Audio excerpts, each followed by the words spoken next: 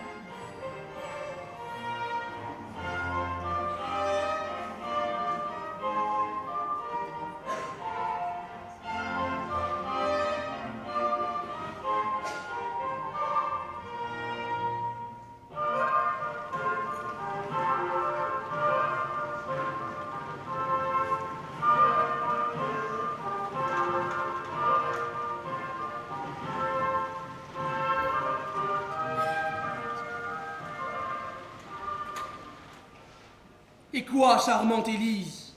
Vous devenez mélancolique? Après les obligeantes assurances que vous avez eu la bonté de me donner de votre foi, je vous vois soupirer, hélas, au milieu de ma joie. Est-ce du regret, dites-moi, de m'avoir fait heureux? Et vous repentez-vous de cet engagement où mes feux ont pu vous contraindre? Oh non, Valère, je ne puis me repentir de tout ce que je fais pour vous. Je m'y suis entraînée par une trop douce puissance, et je n'ai pas même la force de souhaiter que les choses ne fussent pas. Mais à vous dire vrai, le succès me donne de l'inquiétude, et je crains fort de vous aimer un peu plus que je ne devrais. Et que pouvez-vous craindre, Élise, dans les bontés que vous avez pour moi? Mais hélas, 100 choses à la fois, l'emportement d'un père, les reproches d'une famille, les censures du monde, mais plus que tout, Valère, les changements de votre cœur. Non, ne me faites pas ce tort de juger de moi par les autres. Soupçonnez-moi de tout, Élise, plutôt que de manquer à ce que je vous dois. Je vous aime trop pour cela, et mon amour pour vous durera autant que ma vie. Ah, Valère, chacun tient les mêmes discours. Tous les hommes sont semblables par leurs paroles, et ce n'est que les actions qui les découvrent différents. Puisque les seules actions font connaître ce que nous sommes, attendez donc au moins à juger de mon cœur par elles, et ne me cherchez point des crimes dans les injustes craintes d'une fâcheuse prévoyance. Ne m'assassinez point, je vous prie, par les sensibles coups d'un soupçon outrageux, mais donnez-moi le temps de vous convaincre, parmi les 1000 preuves de l'honnêteté de mes feux. Hélas, qu'avec facilité on se laisse convaincre par les personnes que l'on aime. Oui, Valère, je tiens votre cœur incapable de m'abuser. Je crois que vous m'aimez d'un véritable amour et que vous me serez fidèle. Je n'en veux point du tout douter. Et je retranche mon chagrin aux appréhensions du blâme qu'on pourra me donner. Mais pourquoi cette inquiétude? Je n'aurai rien à craindre si tout le monde vous voyait des yeux dont je vous vois. Et je trouve en votre personne de quoi avoir raison aux choses que je fais pour vous. Mon cœur, pour sa défense, a tout votre mérite. Appuyé du secours d'une reconnaissance où le ciel m'engage envers vous. Je me représente à toute heure ce péril étonnant qui commença de nous offrir au regard l'un de l'autre.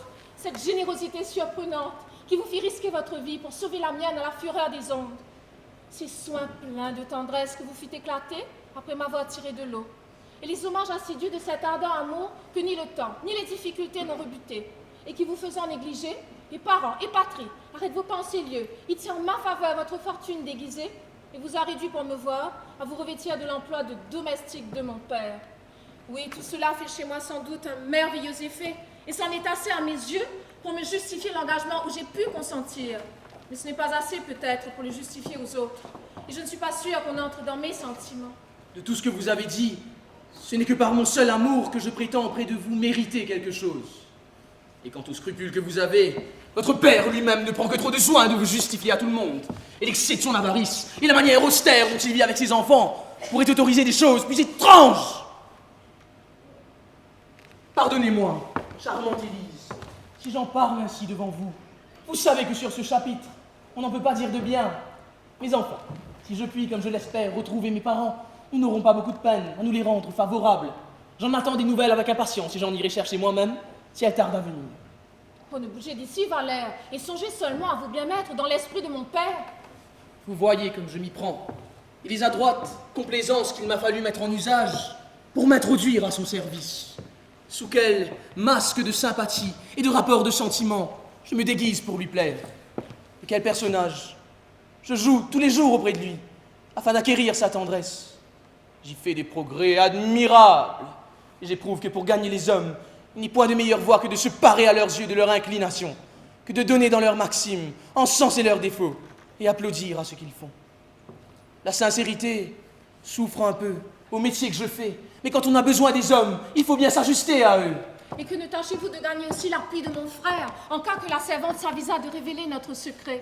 On ne peut pas ménager l'un et l'autre, et l'esprit du père et celui du fils sont des choses si opposées qu'il est difficile d'accommoder ces deux confidences ensemble.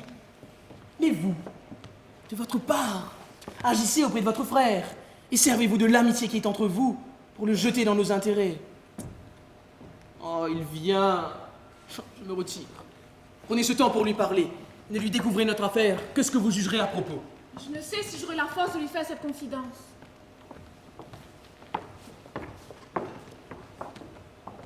Je suis bien aise de vous trouver seule, ma sœur, car je brûlais de vous parler pour m'ouvrir à vous d'un secret. Me voilà prête à vous unir, mon frère. Qu'avez-vous donc à me dire? Bien des choses, ma sœur, enveloppées dans un mot, j'aime. Vous aimez? Oui, j'aime. Mais avant que d'aller plus loin, je sais que je dépends d'un père et que le nom de fils me soumet à ses volontés. Que nous ne devons point engager notre foi sans le consentement de ceux dont nous tenons le jour. Que le ciel les a fait les maîtres de nos vœux. Qu'il nous est enjoint de n'en disposer que par leur conduite. Je sais que, n'étant prévenus d'aucune folle ardeur, ils sont en état de se tromper, bien moins que nous, et de voir beaucoup mieux ce qui nous est propre. Qu'il en faudrait plutôt croire les lumières de leur prudence que l'aveuglement de notre passion. Et que l'emportement de la jeunesse nous entraîne le plus souvent dans des précipices fâcheux. Je vous dis tout cela, ma sœur, pour que vous ne vous donniez pas la peine de me le dire. Car enfin, mon amour ne veut rien écouter, et je vous prie de ne point me faire de remontrances.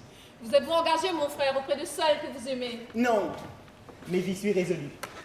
Et je vous conjure encore une fois de ne point m'apporter de raison pour m'en dissuader. Mais suis-je, mon frère, une si étrange personne? Non, ma sœur, mais vous n'aimez pas. Vous ne connaissez pas cette douce violence qu'un tendre amour fait sur nos cœurs. Et j'appréhende votre sagesse. Mais hélas, ne parlons point ici de ma sagesse. Il n'est personne qui n'en manque, du moins une fois en sa vie. Mais si je vous ouvre mon cœur, peut-être serai-je à vos yeux bien moins sage que vous. Ah, plutôt ciel que votre âme, comme la mienne. Oui, mais finissons auparavant votre affaire et me dites, qui est celle que vous aimez? Une jeune personne qui vit depuis peu en ces quartiers et qui semble être faite pour donner de l'amour à tous ceux qui la voient. La nature, ma sœur, n'a rien formé de plus aimable et je me sentis transporté dès le moment que je la vis. Elle se nomme Marianne et vit sous la conduite d'une bonne femme de mère qui est presque toujours malade et pour qui cette aimable fille a des sentiments d'amitié qui ne sont pas imaginables. Elle la serre, la plaint et la console avec une tendresse qui vous toucherait l'âme. Elle se prend d'un air le plus charmant du monde aux choses qu'elle fait et l'on voit briller mille grâces en toutes ses actions. Une douceur pleine d'attrait, une bonté tout engageante, une honnêteté adorable, une... Ah, ma sœur, je voudrais que vous l'eussiez vue. Ah, mais j'en vois beaucoup, mon frère, aux choses que vous dites. Et pour savoir ce qu'elle est, il me suffit que vous l'aimez. Hélas, j'ai découvert ce matin qu'elles ne sont pas fort accommodées et que leur discrète conduite a de la peine à étendre à tous leurs besoins le bien qu'elles peuvent avoir. Figurez-vous, ma sœur, quelle joie ce peut être que de relever la fortune d'une personne que l'on aime, que de donner adroitement quelques petits secours aux modestes besoins d'une famille vertueuse. Et concevez quel déplaisir se met de voir que par l'avarice d'un père, je sois dans l'impuissance de goûter cette joie et de faire éclater à cette belle aucun témoignage de mon amour. Je conçois assez, mon frère, que doit être votre chagrin. Alors, ma sœur, il est plus grand qu'on ne peut croire. Car enfin, peut-on rien voir de plus cruel que cette rigoureuse épargne qu'on exerce sur nous? Et que nous servira d'avoir du bien, s'il faut que maintenant je m'engage de tous les côtés, si je suis réduit avec vous à chercher tous les jours le secours des marchands pour avoir moyen de porter des habits raisonnables. Enfin, j'ai voulu vous parler pour m'aider à sonder mon père sur les sentiments où je suis. Et si je l'y trouve contraire, j'ai résolu d'aller en d'autres lieux avec cette aimable fille, jouir de la fortune que le ciel voudra nous offrir. Je fais chercher pour ce dessein de l'argent à emprunter. Et si vos affaires, ma sœur, sont semblables aux miennes, et qu'il faille que notre père s'oppose à nos désirs, Nous le quitterons là tous les deux. Et nous affranchirons de cette tyrannie où nous tient depuis si longtemps son avarice insupportable. Il est vrai qu'il nous donne de plus en plus sujet de regretter la mort de notre mère. J'entends sa voix. Et éloignons-nous pour achever notre confidence. Nous joindrons après nos forces pour attaquer la dureté de son humeur.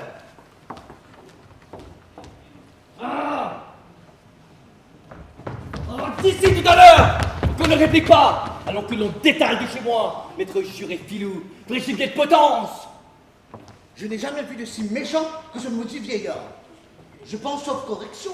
Il y a du diable encore. Tu murmures entre tes dents. Pourquoi me mettez-vous dehors? C'est bien encore Pandore à me demander des raisons, sans vite que je ne t'assomme. Mais qu'est-ce que je vous ai fait? Tu m'as fait que je veux que tu sortes. Mon maître, votre fils m'a donné l'ordre de l'attendre. Va-t'en attendre dans la rue. Ne reste point planté dans ma maison tout droit comme un piquet. Observez ce qui se passe et faites en profit de tout. Je ne veux point avoir sans cesse devant moi un espion de mes affaires, un traître dont les yeux maudits assiègent toutes mes actions, dévore ce que je possède et furette de tous côtés pour voir s'il n'y a rien à voler. Comment diable voulez-vous qu'on fasse pour vous voler? Êtes-vous un homme volable? Quand vous renfermez toutes choses et faites sentinelle, jour et nuit. Je veux renfermer ce que bon me semble et faire sentinelle comme il me plaît. Mais ne me voilà pas de mes mouchards qui prennent garde à ce qu'on fait. Je tremble qu'il ait soupçonné quelque chose de mon argent. Ne serais-tu point homme à les faire courir le bruit que j'ai chez moi de l'argent caché? Vous avez de l'argent caché. Mais non, coquin, je ne dis pas cela. J'enrage. Je demande si malicieusement tu n'irais point faire courir le bruit que j'en ai. Ah, qu'importe que vous en ayez ou que vous n'en ayez pas, si c'est pour nous, la même chose. Fais le raisonneur, et je te baillerai de ce raisonnement-ci par les oreilles, sans putain que de toi. Eh bien, je sors. Attends. Ne m'emportes-tu rien? Que vous emporterai-je? Bien ça que je vois. Montre-moi tes mains. Les voilà. Les autres? Les autres? Oui. Les voilà. N'as-tu rien mis ici dedans? Voyez vous-même. Ces grands hauts de choses sont propres à devenir les receleurs des choses qu'on dérobe. Et je voudrais qu'on en eût fait pendre quelqu'un. Ah, qu'un homme comme cela mériterait bien ce qu'il craint et que j'aurais de joie à le voler. Hein? Je dis si vous fouillez bien partout pour voir si je vous ai volé. C'est ce que je veux faire. La peste soit de l'avarice et des avaricieux. Comment, que dis-tu? Ce que je dis? Mais qu'est-ce que tu dis d'avarice et d'avaricieux? Je dis que la peste soit de l'avarice et des avaricieux. Mais qui est-ce que tu entends par là? Ben, des avaricieux? Et qui sont-ils, ces avaricieux? Des vilains. Des lardes. Mais qui est-ce que tu entends par là? De quoi vous vous mettez en peine? Je me mets en peine de ce qu'il faut. Vous croyez que je veux parler de vous? Je crois ce que je crois, mais je veux que tu me dises à qui tu parles quand tu dis cela. Ben, des avaricieux. Il ne bien parler à ta barrette. M'empêcherez-vous de me dire les avaricieux? Non, mais je t'empêcherai de jaser et d'être insolent. Tais-toi. Je ne nomme personne. Je te rosterai si tu parles. Si ce sont mauvais, qu'ils se mouchent. Te tairas-tu? Oui, mais malgré moi. Ah. Tenez. Voilà encore une poche. Êtes-vous satisfait? Allons, prends-le-moi sans tout fouiller. Quoi donc? Ce que tu m'as pris. Je vous ai rien pris. Assurément. Assurément. Dieu, va-t'en à tous les... Ah. Me voilà bien congédié. Et je te le mets sur ta conscience au moins. Voilà un pandard de valet qui m'incommode fort. Et je ne me plais point à voir ce chien de boîte-là. Ce n'est pas une petite peine que de garder chez soi une grande somme d'argent. Et bien heureux qui a tout son fait bien placé et ne conserve seulement ce qu'il faut pour sa dépense. On n'est pas peu embarrassé à inventer dans une maison une cache fidèle, car pour moi, les coffres forts me sont suspects, et je ne veux jamais m'y fier. Je les tiens justement une franche amorce à voleur, et c'est toujours la première chose que l'on va attaquer. Cependant, je ne sais si j'aurais bien fait d'avoir enterré dans mon jardin 10 000 écus qu'on me rendit hier. 10 000 écus en or chez soi est une somme assez... Au ciel, je me serais trahi moi-même. La chaleur m'aura emporté, je crois que j'ai parlé haut en raisonnant tout seul. Qu'est-ce? Rien, mon père. Y a-t-il longtemps que vous êtes là? Nous ne venons que d'arriver. Vous avez entendu? Quoi, mon père? Là, Pardonnez-moi. ce que je viens de dire. Non. Si fait, si fait. Non, mon père. Je vois bien que vous en avez ouï quelques mots. C'est que je m'entretenais en moi-même de la peine qu'il y a à trouver de l'argent. Et je disais qu'il est bien heureux qu'il peut avoir 10 000 écus chez soi. Nous feignons à vous aborder, de peur de vous interrompre. Je suis bien aise de vous dire cela, afin que vous n'alliez pas prendre les choses de travers. Et vous imaginez que je dise que c'est moi qui ai 10 000 écus. Nous n'entrons point dans vos affaires. Plût à Dieu que je l'ai eu, 10 000 écus. Je ne crois pas que... Ce serait une bonne affaire pour moi. Ce sont des J'en choses. aurais bon besoin. Je pense... Cela m'accommoderait fort.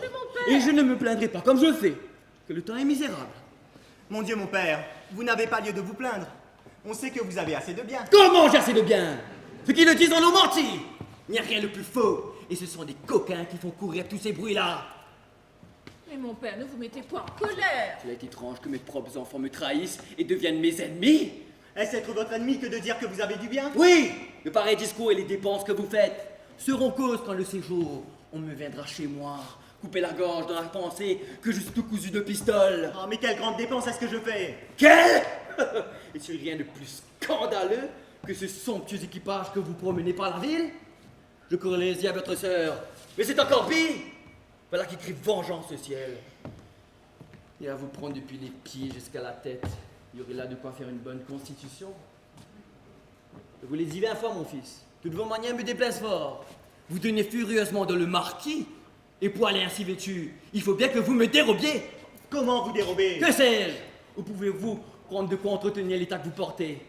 Moi, mon père, c'est que je joue. Et comme je suis fort heureux, je mets sur moi tout l'argent que je gagne. Mais c'est fort mal fait. Si vous êtes heureux au jeu, vous en devriez profiter et mettre à honnête intérêt l'argent que vous gagnez, afin de le trouver un jour.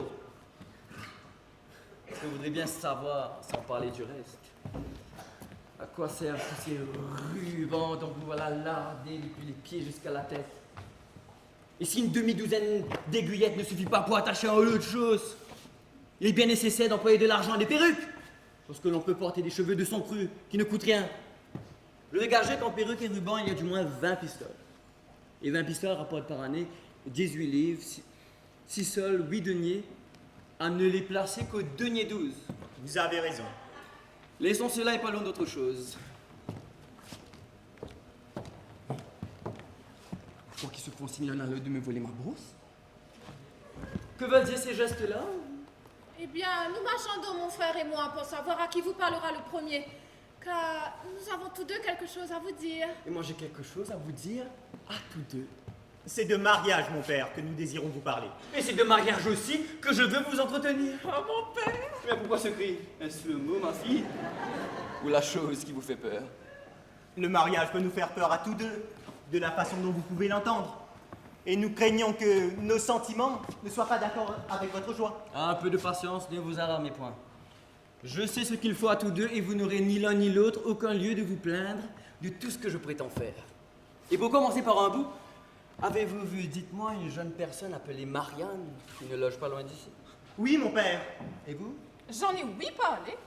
Et comment, mon fils, trouvez-vous cette fille? Une fort charmante personne. Sa physionomie, Toute honnête et pleine d'esprit. son air, sa manière. Admirable sans doute. Ne pensez-vous pas qu'une fille comme cela mériterait assez que l'on songe à elle? Oh oui, mon père. Qu'elle serait un parti souhaitable? Très souhaitable. Qu'elle a toute la mine de faire un bon ménage? Sans doute.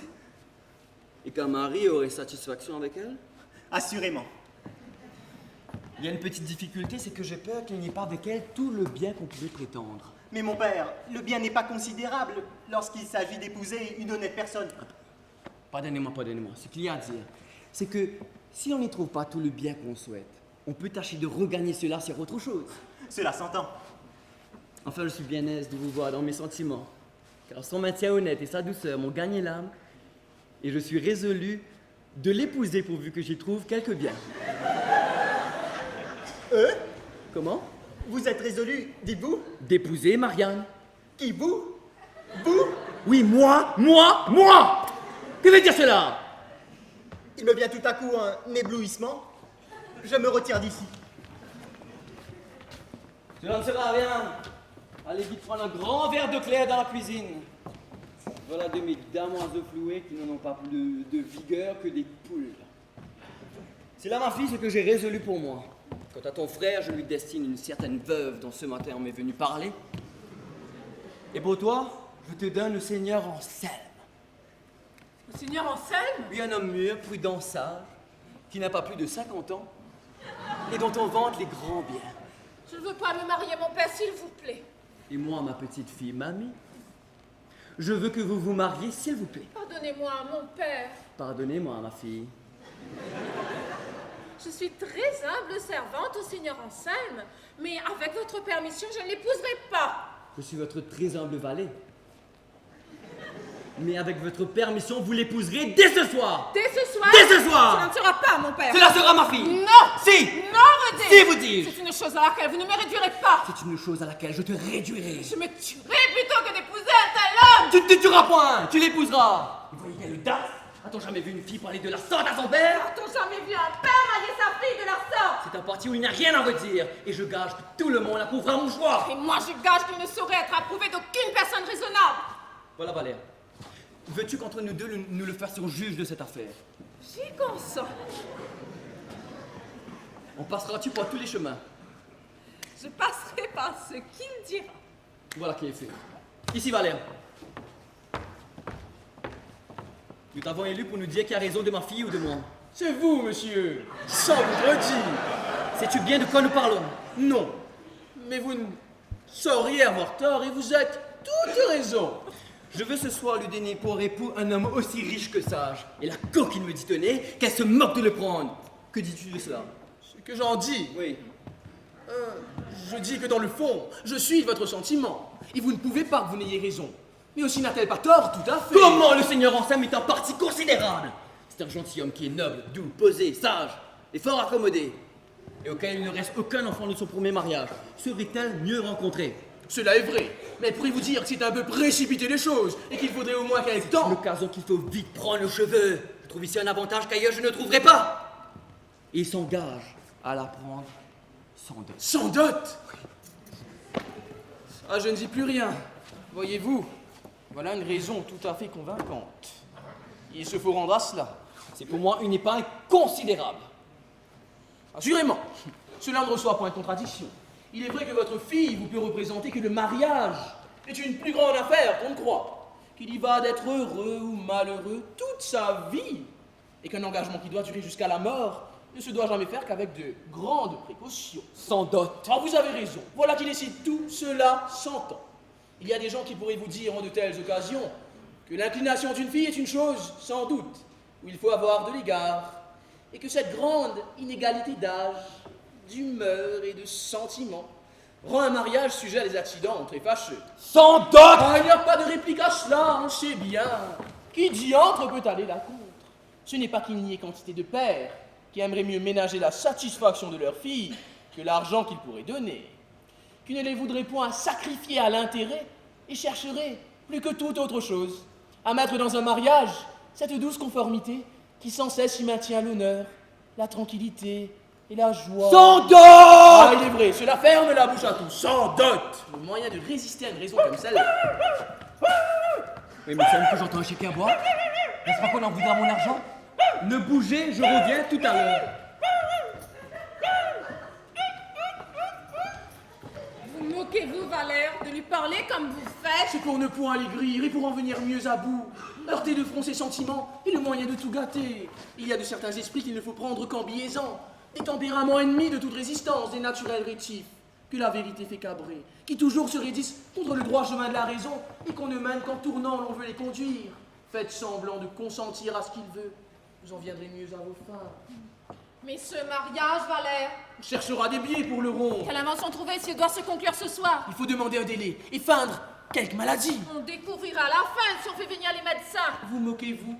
Y connaissent-ils quelque chose? Allez, allez. Vous pourrez avec eux avoir quelque mal, il vous plaira. Ils trouveront toujours des raisons pour vous dire d'où cela vient. Cela n'est rien, Dieu merci. Enfin, notre dernier recours, c'est que la fuite nous peut mettre à couvert de tout. Et si votre amour, belle Élise, est capable d'une fermeté... Oui, il faut qu'une fille obéisse à son père. Il ne faut point qu'elle regarde comme un mari est fait. Et lorsque la grande raison de sans dot s'y rencontre, elle doit être prête à prendre tout ce qu'on lui donne. Voilà qui est bien parlé. Monsieur, je vous demande pardon si je prends la hardiesse de lui parler comme je le fais. Comment j'en suis bien aise et je veux que tu prennes sur elle un pouvoir absolu. Oui, tu as beau fuir, je lui donne l'autorité que le ciel me donne sur toi. Et j'entends que tu fasses tout ce qu'il te dira. Monsieur, je vais la suivre pour lui continuer les leçons que je lui faisais. Il est bon de lui tenir un peu la bride haute. Mais il faut que... Ne vous mettez pas en peine. Je crois que j'en viendrai à bout. Fais donc. Je m'en vais faire un petit tour en ville et reviens tout à l'heure.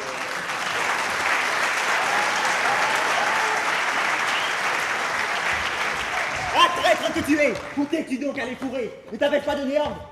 Je m'étais rendu ici pour vous attendre de pied ferme.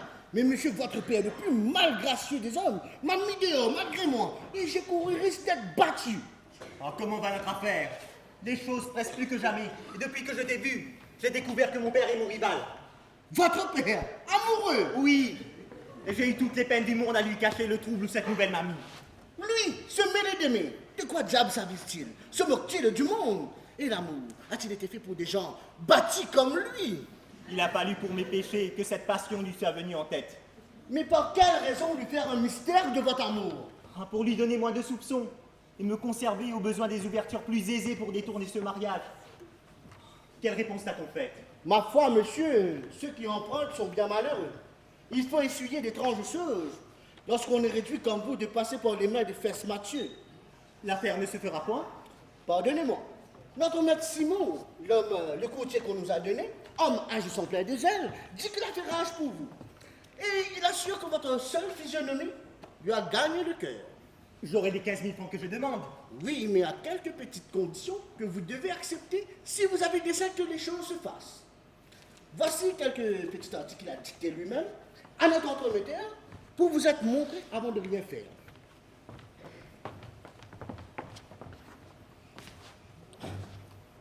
Supposez que le prêteur voit tous ses sûretés et que l'emprunteur soit majeur et d'une famille où les biens soient amples, solides, assurés, clairs et nets de tout embarras, on fera une bonne et exacte obligation par devant un notaire, qui sera choisi par le prêteur. Il n'y a rien à dire à cela. Le prêteur prétend ne donner son argent qu'au denier 18. Au denier 18? Parbleu, voilà qui est honnête. Il n'y a pas lieu de se plaindre. Cela est vrai, mais comme le dit prêteur n'a pas chez lui la somme dont il est question, et que pour faire plaisir à l'emprunteur, il est contraint lui-même de l'emprunter sur le pied du denier 5. Comment diable qu'elle qu'elle ramasse cela? C'est plus qu'au denier 4. Il est vrai, c'est ce que j'ai dit, vous avez qu'à voir là-dessus. Ah, que veux-tu que je bois? J'ai besoin d'argent. Il faut bien que je consente à tout. C'est la réponse que j'ai faite. Y a-t-il autre chose? Ce n'est plus qu'un petit article des 15 000 francs qu'on demande. Le prêteur ne pourra compter en argent que 12 000 livres. Et pour les 1000 écus restants, il faudra que l'emprunteur prenne les ordres, nippes et bijoux dont s'ensuit le mémoire. Ah, que veut dire cela? Écoutez le mémoire. Premièrement, un lit de 4 pieds à bande de poids de Hongrie, plus un pavillon à queue avec le mollet et les franges de soie. Que veut-il que je fasse de cela? Attendez, plus une tenture de tapisserie, des amours de Gombo et de Marseille. Oh, mais qu'ai-je à faire, morbleu? Tenez-vous patience. Plus 3 gros mousquets, garnis de tous ces de nacre de perles, avec 3 fourchettes assortissantes. J'enrage. Mais doucement. Plus un luth de Bologne, garni de toutes ces cordes, ou peu s'en fout. Plus un trou madame et un damier, avec un jeu de loi renouvelé des Grecs, fort propre à passer le temps lorsqu'on n'a que faire. Et le tout ci-dessus mentionné, valant loyalement plus de 4500 livres et rabaissé à la valeur de 1000 écus par la discrétion du prêteur. Que la peste l'étouffe avec sa discrétion. Le traître, le bourreau qu'il est. A-t-on jamais parlé d'une usure semblable? N'est-il pas content du furieux intérêt qu'il exige, sans vouloir encore m'obliger à prendre pour 3000 livres les vieux rogatons qu'il ramasse? Je n'aurai pas 200 écus de tout cela. Et cependant, il faut bien me résoudre à consentir à ce qu'il veut, car il est en état de me faire tout accepter. Il me tient, le scélérat, le poignard sur la gorge. Voilà où en sont réduits les jeunes gens, par la maudite avarice des pères. Et l'on s'étonne après cela que les fils souhaitent qu'ils meurent. Et il faut avouer que le vôtre animerait contre sa vilainie le plus posé homme du monde. Et il me donnerait pour ces procédés des tentations de voler.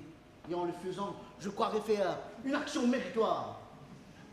Donne-moi un peu ce mémoire, que je le vois encore.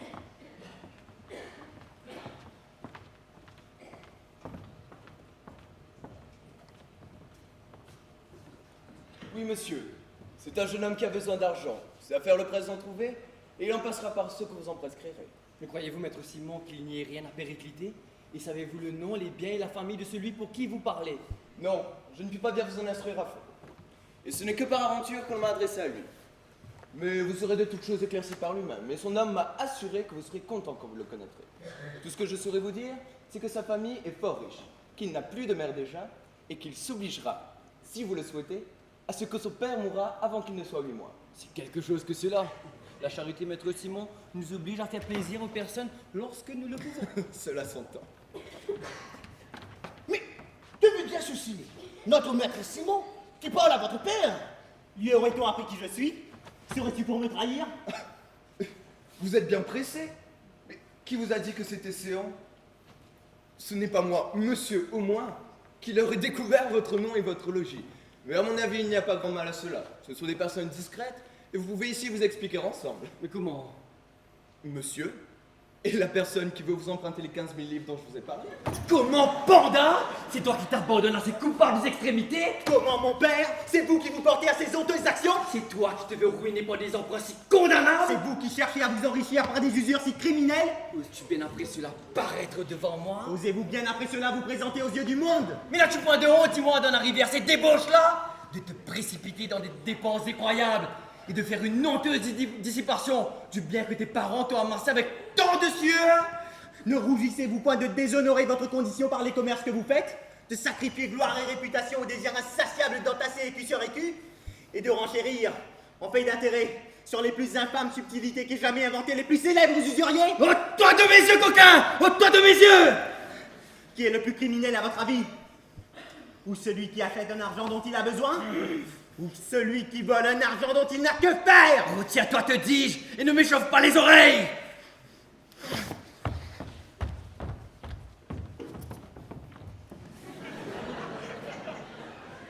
Je ne suis pas fâché de cette aventure, et ce m'est un envie de tenir l'œil plus que jamais sur toutes ces actions. Monsieur! Attendez un moment, je vais revenir vous parler. Il est à propos que je fasse un petit tour à mon argent.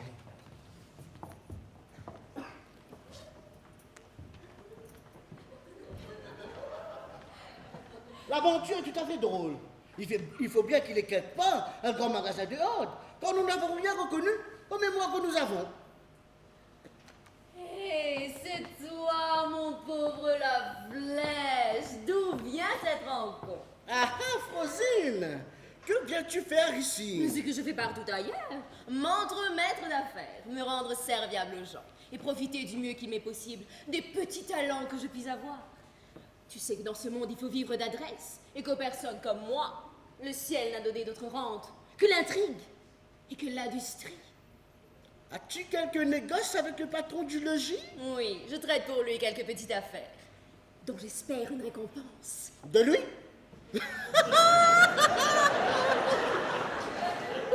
Tu seras bien fine si tu en tires quelque chose. Je te donne avis que l'ange océan est fort cher. Il y a de certains services qui touchent merveilleusement. Je suis votre valet. Mais tu connais pas encore le Seigneur Rampagon. Le Seigneur Rampagon est de tous les humains.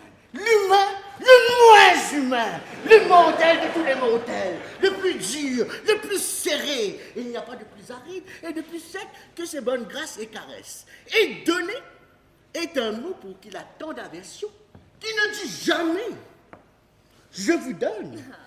Mais je vous prête le bonjour. Mon Dieu, je sais l'art de traire les hommes. J'ai le secret de m'ouvrir leur tendresse, de chatouiller leur cœur et de trouver des endroits par où ils sont sensibles. Bagatelle ici. Je te défie d'attendrir du côté de l'argent. L'homme dont il est question, il est turc là-dessus. Mais d'une turquerie à en désespérer le monde.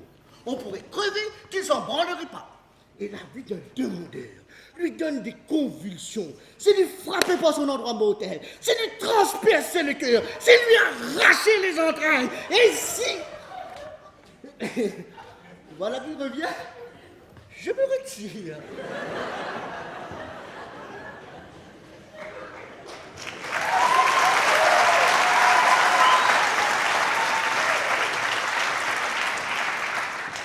faire comme il faut. Eh bien, qu'est-ce? Rosine. Mon Dieu, que vous vous portez bien et que vous avez là un vrai visage de santé. Qui, moi? Jamais je ne vous vis un teint si frais et si gaillard. Tout de bon? Comment? Vous n'avez de votre vie été si jeune que vous êtes. Et je vois des gens de 25 ans qui sont beaucoup plus vieux que vous. Mais cependant, Rosine, j'en ai 60 bien compté. Eh bien, qu'est-ce que cela, 60 ans? C'est la fleur de l'âge, cela. Et vous entrez maintenant dans la plus belle saison de l'homme. Il est vrai. Mais 20 années de moins ne me feraient point de mal, que je crois. Vous moquez-vous? Vous n'avez pas besoin de cela. Et vous êtes une pâte à vivre jusqu'à 100 ans. Tu le crois? Assurément. Vous en avez toutes les marques. Tenez-vous un peu. Que voilà bien là, entre vos deux yeux, un signe de longue vie. Tu te connais en cela? Sans doute. Montrez-moi votre main. Mon Dieu, quelle ligne de vie! Comment? Ne voyez-vous pas jusqu'où va cette ligne-là? Eh bien, qu'est-ce que cela veut Par dire? ma voix, j'ai disais 100 ans, mais vous passerez les 6-20. Est-il possible? Il faudra vous assommer, vous dis-je, et vous mettrez en terre et vos enfants, et les enfants de vos enfants. Tant mieux!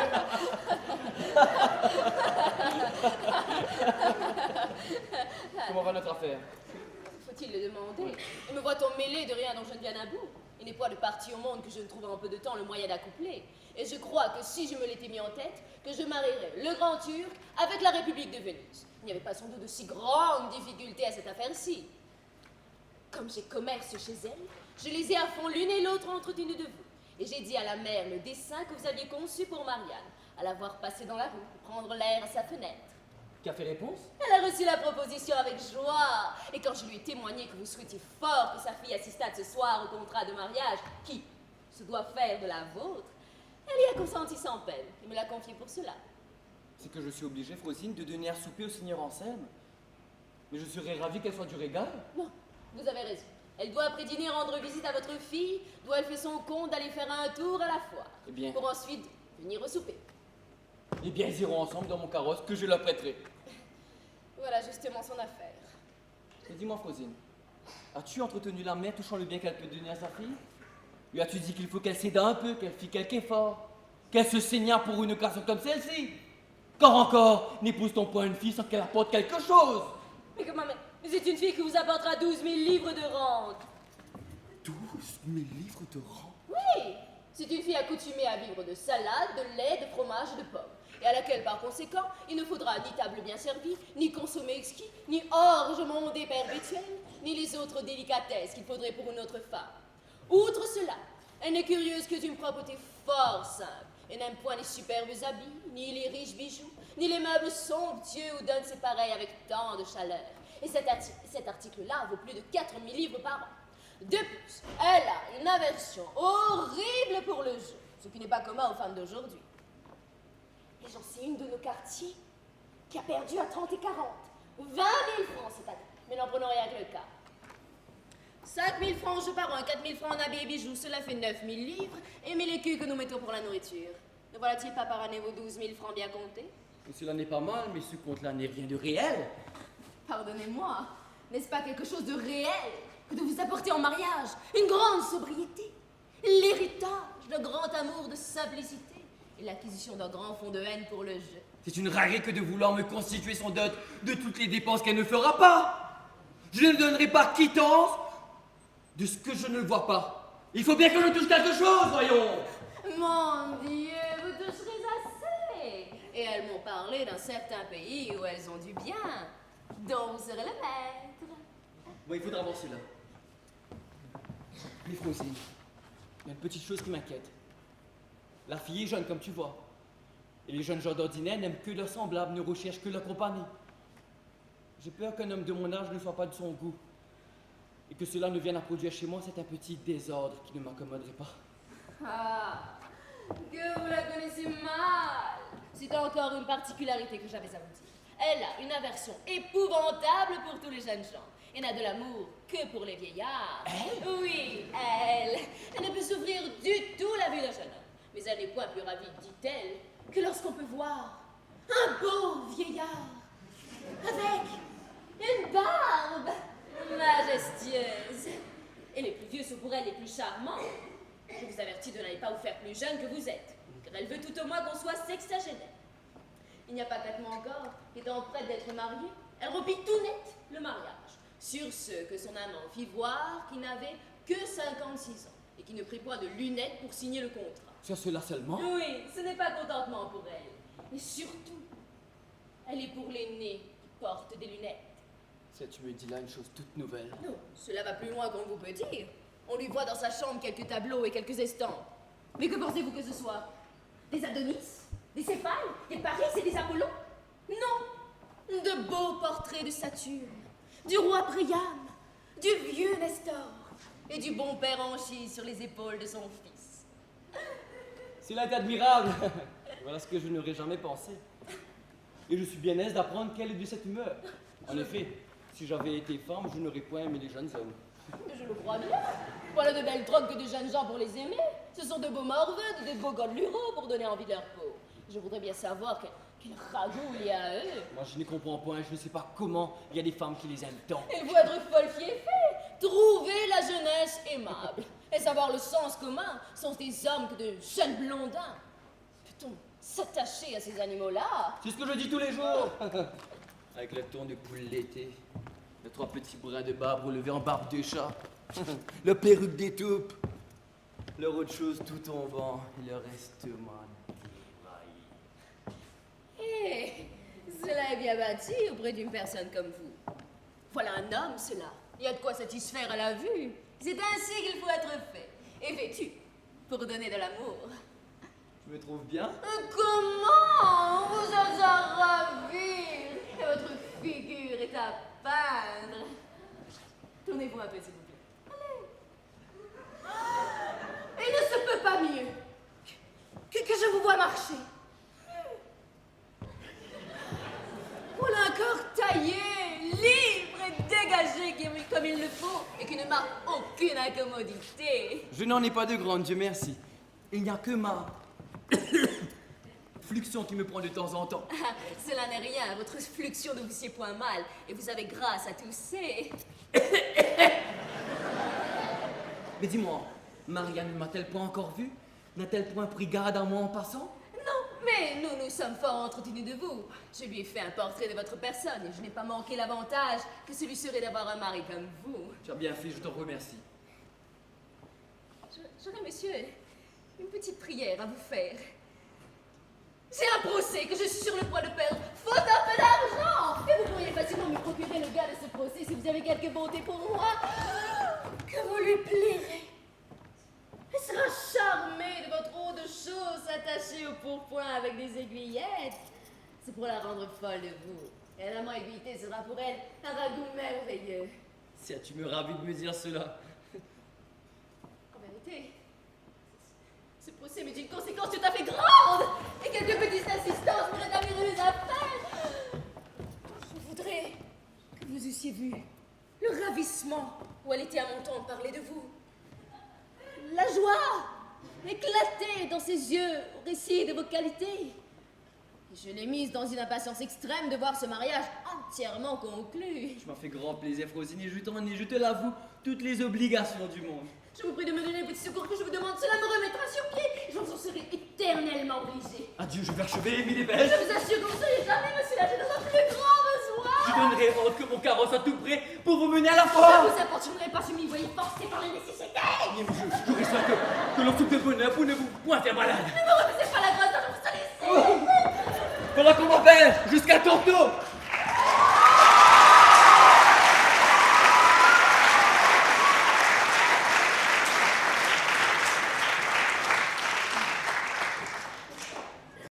La fièvre te serre, j'ai le vilain, tous les diables. Le Ladra était ferme à toutes mes attaques. Mais il ne faut pas pour autant quitter la négociation, car j'ai l'autre côté, en tout cas, dont je suis assurée de tirer bonne récompense.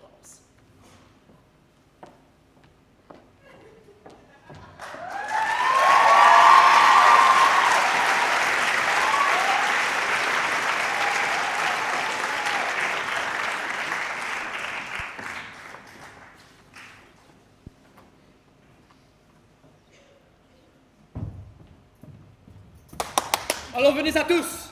que je vous distribue mes ordres pour tantôt et règle à chacun son emploi. Vous, Bradavon, et vous, la Merluche, je vous établis dans la charge de rincer les verres et de donner à boire, mais seulement lorsque l'on aura soif. Non pas selon la coutume de certains impertinents de laquais qui viennent provoquer les gens et les faire aviser de boire lorsqu'on n'y songe pas. Attendez qu'on vous en demande plus d'une fois et vous vous souvenez de toujours porter beaucoup d'eau. Oui, le vin pur monte à la tête. Quitterons-nous nos sequenis, monsieur? Oui, quand vous verrez venir les gens. Et gardez bien de gâter vos habits. Mais vous savez bien, monsieur, qu'un des devoirs de mon pourpoint est recouvert d'une grande tache d'huile de la lampe. Et moi, monsieur, que j'ai mon autre chose tout troué par derrière et qu'on me voit révérence parler. Paix! Rangez cela adroitement du côté de la muraille et présentez toujours le devant au monde. Et vous, tenez toujours ainsi votre chapeau lorsque vous servirez. Pour vous, ma fille, vous aurez l'œil sur ce que l'on desservira et prendrez garde qu'il ne s'en fasse aucun dégât. Cela c'est bien, fille. Mais cependant, préparez-vous à bien recevoir ma maîtresse, qui vous doit venir visiter et mener avec elle à la foire. Entendez-vous ce que je vous dis? Oui, mon père. Winnie Good. Et vous, mon fils le damoiseau, à qui j'ai la bonté de pardonner l'histoire de tantôt, ne vous allez pas aviser non plus de lui faire mauvais visage. Moi, mon père, mauvais visage. Et par quelle raison? Mon Dieu, nous savons le train des enfants, dont les pères se remarient et de quel œil ils ont coutume de regarder ce qu'on appelle belle-mère. Mais si vous souhaitez que je perde le souvenir de votre dernière Freuden, je vous recommande surtout de régaler d'un bon visage cette personne-là et de lui faire enfin tout le meilleur accueil qu'il vous sera possible. À vous dire le vrai, mon père, je ne puis pas vous promettre d'être bien aise qu'elle devienne ma belle-mère. Je mentirais si je vous le disais. Mais pour ce qui est de la bien recevoir et lui faire bon visage, je vous promets de vous obéir ponctuellement sur ce chapitre. Prenez-y garde, moi. Vous verrez que vous n'aurez pas sujet de vous en plaindre. Vous ferez sagement. Valère, aide-moi en ceci. Autant maître Jacques, approchez-vous. Je vous ai gardé pour le dernier. Pardon, monsieur, est-ce à votre cocher ou à votre cuisinier que vous désirez parler? Car je suis l'un et l'autre. C'est à tous les deux. Oui, mais à qui des deux le premier? Au cuisinier. Attendez, s'il vous plaît. Quelle diable de cérémonie est-ce là? Vous n'avez qu'à parler. Je me suis obligé, maître Jacques, à donner ce soir à souper. Grande merveille. Oh, dis-moi un peu, nous feras-tu bonne chère? Oui, si vous me donnez bien de l'argent. Ah, que diable de l'argent! Toujours de l'argent! Il semble qu'il n'y ait autre chose à dire. De l'argent, de l'argent, de l'argent! Non que ce mot à la bouche. De l'argent, toujours parler d'argent. Voilà leur épée de chevet. De l'argent, de l'argent! Je n'ai jamais vu de réponse plus impertinente que celle-là. Voilà une belle merveille que de faire bonne chère avec bien de l'argent. C'est une chose la plus aisée au monde. Il y a si pauvre esprit qui n'en fit bien autant. Mais pour agir en habile homme, il faut parler de faire bonne chère avec peu d'argent. Bonne chère avec peu d'argent. Oui. Par ma foi, monsieur l'intendant, vous nous obligerez de nous faire voir ce secret et de prendre mon office de cuisinier. Aussi bien vous mêlez-vous séant d'être le farteton. Taisez-vous! Qu'est-ce qu'il nous faudra? Eh bien voilà, monsieur l'intendant, qu'il vous faudra bonne chère avec peu d'argent. Hé, je veux que tu me répondes. Combien de gens serez-vous à table? Nous serons 8 ou 10. Il faudra prendre que pour 8. Il y en a mangé pour 8, il y en a bien pour 10. Cela s'entend. Eh bien, il vous faudra 4 grands potages bien garnis, 5 assiettes d'entrée. Potage, bisque, potage de santé, potage de navet, entrée, fricassée de poulet, toast de pigeon jaune, riz de veau, boudin blanc et morille. Que diable voilà pour traiter toute une ville entière? Rôle dans un grandissime bassin en pyramide, 3 faisans, 3 poulades, 12 perdrix. Traite, tu manges tout mon bien! Entremets encore! Est-ce que vous avez envie de faire crever tout le monde? Et monsieur a-t-il invité des gens pour les assassiner à force de mangeaille? Apprenez, maître Jacques, vous et vos pareils, que c'est un coup de gorge qu'une table remplie de trop de viande. Que pour se bien montrer ami de ceux que l'on invite, il faut que la frugalité règne dans les repas que l'on donne. Et que suivant le dire d'un ancien, il faut manger pour vivre et non pas vivre pour manger. Ah, cela est bien dit. Approche que je t'embrasse pour ce mot. Voilà la plus belle sentence que j'ai entendue de ma vie. Il faut vivre pour manger et non pas... Non, ce n'est pas ça. Comment est-ce que tu veux? Qu'il faut manger pour vivre et non pas vivre pour manger. Entends-tu? Qui est le grand homme qui a dit cela? Oh, je ne me rappelle pas maintenant de son nom. Je viens de m'écrire ces mots. Je les veux faire graver en lettres d'or sur la cheminée de ma salle. Je n'y manquerai pas. Et pour votre souper, vous n'avez qu'à me laisser faire, je réglerai tout cela comme il faut. Fais donc. Tant mieux. J'en aurai moins de peine. Il faudra de ces choses dont on ne mange guère qui rassasient d'abord. Quelques bons haricots bien gras, avec quelques pâtés en poule garnis de marron. Là, que cela poisonne. Reposez-vous sur moi. Maintenant, maître Jacques, il faut nettoyer mon carrosse. Attendez, ceci s'adresse au cocher. Vous dites qu'il faut nettoyer mon carrosse et tenir mes chevaux tout près. Pour aller... Vos chevaux, monsieur, par ma foi, ils ne sont plus du tout en état de marcher. Je ne dirais pas qu'ils sont sur la litière. Les pauvres bêtes, ils n'en ont même pas. Et ce serait mal leur parler. Mais vous leur faites observer des jeunes si austères que ce ne sont plus rien que des idées, des fantômes ou des façons de chevaux. Et voilà bien malades, ils ne font rien. Et pour ne rien faire, ne faut-il rien manger? Il leur faudrait bien mieux, les pauvres bêtes, de travailler beaucoup et de manger de même. Cela me fend le cœur de les voir ainsi exténués. Et c'est monsieur d'être naturel trop dur que nous n'avons nulle pitié pour son prochain. Mais le travail ne sera pas si grand que d'aller jusqu'à la foire. Eh bien, monsieur l'intendant fera bien le nécessaire. Monsieur, je ne saurais souffrir les flatteurs. Et je vois les contrôles perpétuels que vous faites sur le pain, sur le vin, sur le sel, sur le bois et la chandelle ne sont que pour vous gratter et vous faire sa cour. Et j'enrage de cela. Je suis fâché d'entendre tous les jours ce que l'on dit de vous. Car je ressens de la tendresse pour vous, en dépit que j'en ai. Et après mes cheveux, vous êtes la personne que j'aime le plus. Et pourrais-je savoir de vous, maître Jacques, ce que l'on dit de moi? Oui, monsieur, si j'étais assuré que cela ne vous fâcha point. Non, en aucune façon. Pardon, monsieur, je sais bien que cela vous mettra en colère. Non, au contraire, ça me fait plaisir. Et je suis bien aise d'apprendre comme on parle de moi. Eh bien, monsieur, si vous voulez que je vous dise les choses, eh bien, je vais vous dire franchement, on se moque partout de vous. Que vous avez toujours une querelle toute prête à faire dans le temps des étrennes à vos valets pour ne leur rien donner. Tenez, celui-là compte qu'un jour vous fîtes poursuivre le chat d'un de vos voisins pour avoir mangé le reste d'un gigot de mouton.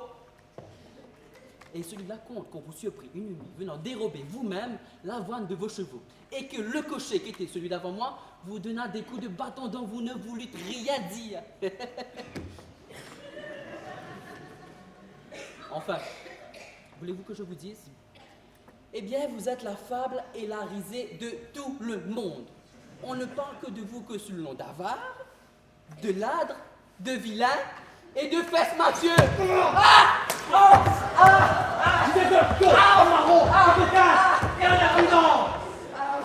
Je vous l'avais bien dit que je vous fâcherais de vous mettre en colère, mais vous ne m'avez pas voulu croire. Apprenez à parler.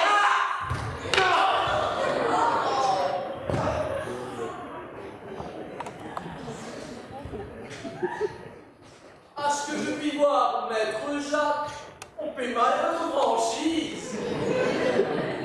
Mon monsieur le revenu, qui fait comme d'importance, ce n'est pas vos affaires. Riez de beaucoup de bâtons qu'on vous en donnera et venez poirer les biens. Oh, monsieur maître Jacques, ne vous fâchez pas, je vous prie. Il fait doux. Je vais faire le brave. Mais s'il est assez sourd pour me craindre, le frotter quelque peu. Savez-vous, monsieur le rieur, que je ne ris pas moi, Doucement. et que si vous m'échauffez la tête, je vous ferai rire d'une autre sorte? De grave. Vous êtes un impertinent. Monsieur maître Jacques. Il n'y a pas de monsieur maître Jacques pour un double. Si je prends un bâton, je vous rosserai la potence. Moi? Un bâton? Oh non, je ne parlais pas de cela. Savez-vous bien, monsieur le Fat, que je suis homme à vous rosser vous-même? Je le sais bien. Que vous n'êtes pour tout potage qu'un facas de cuisinier. Pardonnez-moi. Que vous ne me connaissez pas encore. Je le sais bien.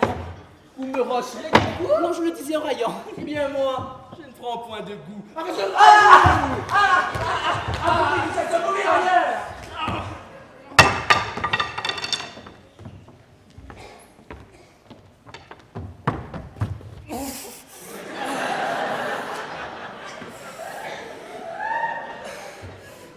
Peste sur la sincérité. C'est un mauvais métier que de diabrer. Désormais, j'y renonce et je ne veux plus diabrer. Passe encore pour mon maître. Il a le droit de me battre. Mais pour ce monsieur l'intendant, je me vengerai si je le puis.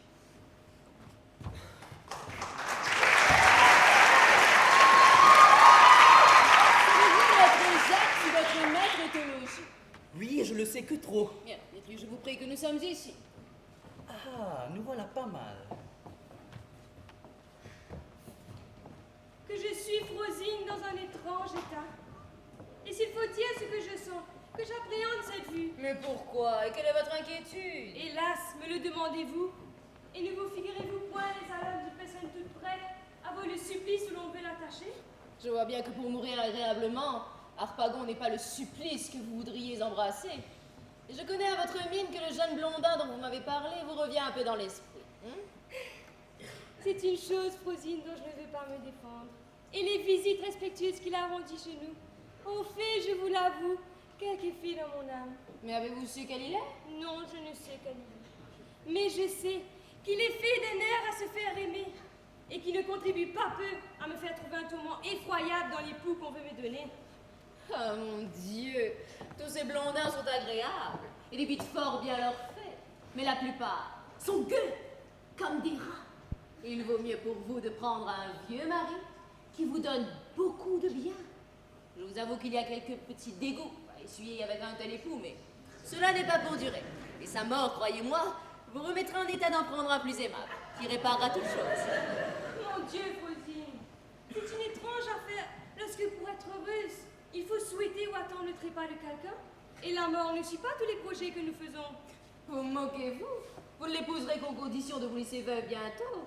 Et ce doit être là un des articles du contrat. Il serait bien impertinent de ne pas mourir dans 3 mois. Le voici en propre personne. Ah, Frosine, quelle figure! Ne vous offensez pas, ma belle. Si je viens à vous avec des lunettes, je sais que vos apparts frappassent les yeux sont assez visibles de même, et il n'est pas besoin de lunettes pour les apercevoir. Mais enfin, c'est avec des lunettes qu'on observe les astres. Et je maintiens garantie que vous êtes un astre.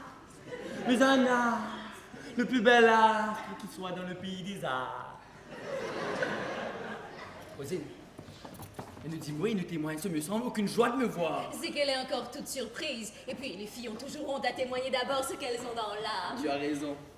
Voilà, belle mignonne, ma fille qui vient vous saluer. Je m'occupe bien faire, madame, une telle visite. Vous avez fait, madame, ce que je devais faire. C'était à moi de vous prévenir. La veille est grande, les mauvaises herbes croient toujours.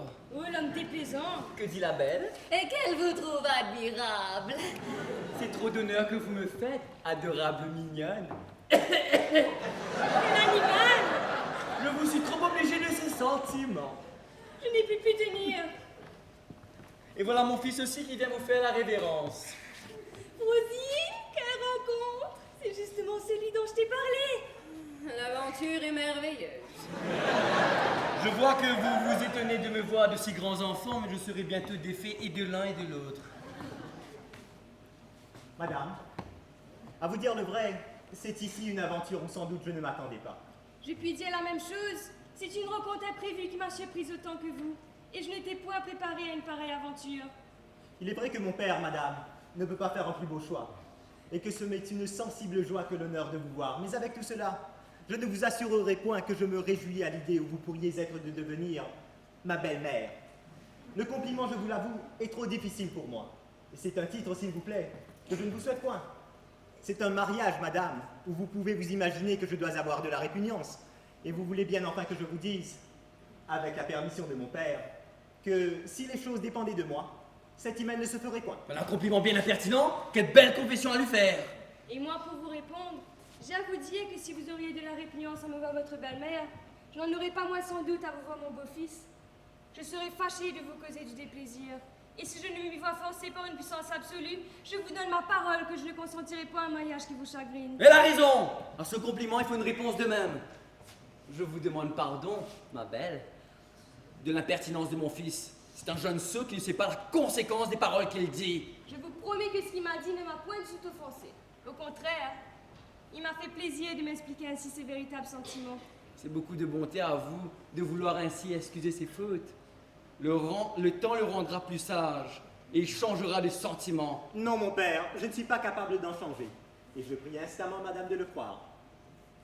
Vous voyez quelle extravagance, il continue encore plus fort. Voulez-vous que je trahisse mon cœur? Encore avez-vous envie de changer de discours? Eh bien, puisque vous voulez que je parle d'autre façon, Souffrez, madame, que je me mette ici à la place de mon père, et que je vous avoue que je n'ai rien vu dans le monde de si charmant que vous, que je ne conçois rien d'égal au bonheur de vous plaire, et que le titre de votre époux est une gloire, une félicité, que je préférerais aux destinées des plus grands princes de la terre. Oui, madame, le bonheur de vous posséder est à mes regards la plus grande de toutes les fortunes. C'est où j'attache toute mon ambition. Il n'y a rien que je ne sois capable de faire pour une conquête si précieuse, et les obstacles... Doucement, mon fils, s'il vous plaît. C'est un compliment que je fais pour vous, hein, madame. J'ai une langue pour m'expliquer moi-même, et je n'ai pas besoin d'un interprète comme vous. Allons, asseyons-nous. Non, il vaut mieux que de ce pas nous allions à la foire, afin d'en revenir plus tôt, pour ensuite vous entretenir. Qu'on mette donc mes chevaux au carrosse. Je vous demande pardon, ma belle, si je n'ai pas songé à vous apporter une petite collation avant que de partir. Qui est pourvu, mon père, et j'ai fait apporter ici quelques passins d'orange de la Chine, de citron doux et de confiture que j'ai envoyé quérir de votre part. Valère, il a perdu le sens. Est-ce que vous trouvez, mon père, que ce ne soit pas assez? Madame aura la bonté d'excuser cela, s'il vous plaît. C'est une chose qui n'était pas nécessaire. Avez-vous déjà vu, madame, un diamant aussi vif que celui que vous voyez au doigt de mon père? Il est vrai qu'il brille beaucoup. Il faut que vous le voyiez de plus près. Il est fort beau sans doute. Jette quantité de feu. Non, madame, il est en de trop belles mains. C'est un présent que mon père vous fait. Moi? N'est-il pas vrai, mon père, que vous voulez que madame le garde pour l'amour de vous? Moi? Comment? Belle demande. Il me fait signe de vous le faire accepter. Je ne veux point. Vous moquez-vous. Il n'a garde de le reprendre. J'enrage. Je serai Non, vous dis-je, c'est l'offenser. de grâce. Point du tout. Peste-toi. Le voilà qui se scandalise de votre refus. Traître. Vous voyez qu'il se désespère. Bourreau que tu es. Ah, mon père, ce n'est pas ma faute. Je fais tout ce que je puis pour l'obliger à la garder, mais elle est obstinée. Bandard. Vous êtes cause, madame, que mon père me querelle. Ah, coquin. Vous le ferez tomber malade. De grâce, madame, ne résistez point davantage. Mon Dieu, que de façon! Gardez la bague puisque monsieur le veut. Pour ne point vous mettre en colère, je la garde maintenant. Et je prendrai un autre temps pour vous la rendre. Monsieur, il y a là un homme qui veut vous parler. Dis-lui que je suis empêché, qu'il revient une autre fois. Mais il dit qu'il vous apporte de l'argent.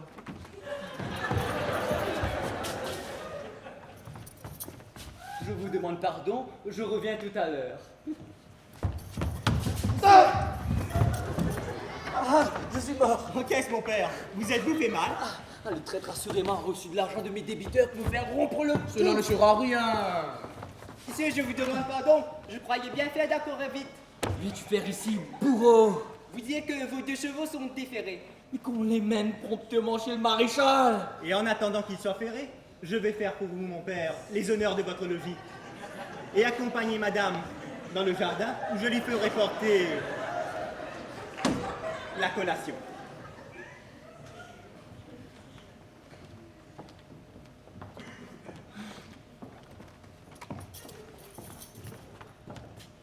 Allez, il y a un peu l'œil à tout ceci. Et prends ça, je te prie de m'en sauver le plus que tu pourras pour le renvoyer au marchand. C'est assez. Fils impertinent, as-tu envie de me ruiner?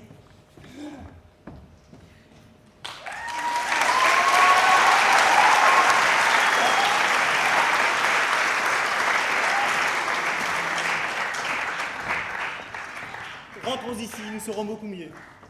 Il n'y a autour de nous personne de suspect et nous pouvons parler librement. Oui, madame, mon frère m'a fait confidence de la passion qu'il a pour vous.